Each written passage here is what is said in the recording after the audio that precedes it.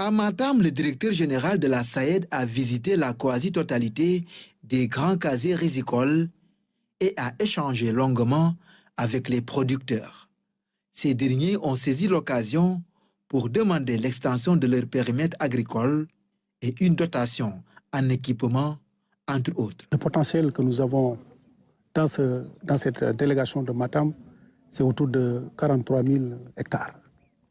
Sur ces 43 000 hectares, seulement 13 000 hectares ont été aménagés.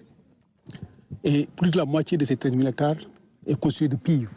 Mais avec ces tailles parcellaires que nous avons de 0,25, 0,35 par famille, je pense que c'est des choses qu'il faudra changer, étant donné que nous avons également un potentiel extrêmement important de terres qui vont être normalement aménagées dans le cadre du nouveau programme que l'État a défini. Évidemment, la question donc, de l'irrigation pose en filigrane la question des motopompes. Et il y a un programme spécial que donc, le ministre de l'Agriculture est en train d'échafauder et qui va permettre de résorber le gap de motopompes, mais également de permettre à tous ces producteurs qui sont en difficulté avec la LBA de renouer avec le crédit.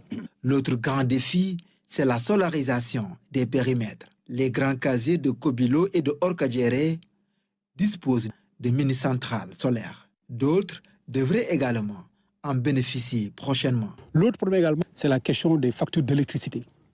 Et à ce niveau, une solution est en train d'être trouvée avec ce qu'on pourrait appeler la solarisation universelle. Nous sommes très satisfaits d'avoir cette solarisation qui nous permettra de diminuer la facture de l'électricité et encore avoir des revenus.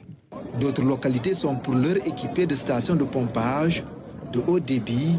C'est le cas de Bou, village du Dandemayo Sud.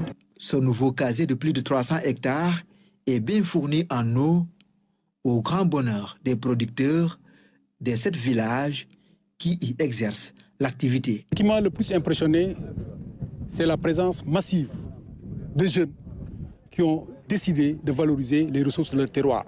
Ce qui montre que quand même il y a une alternative à l'immigration clandestine.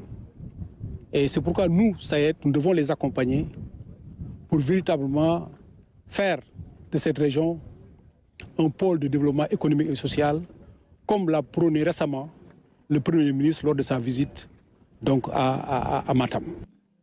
À Matam, le combat pour la souveraineté alimentaire reste un défi pour tous. L'ensemble des acteurs ont réaffirmé leur engagement sans faille.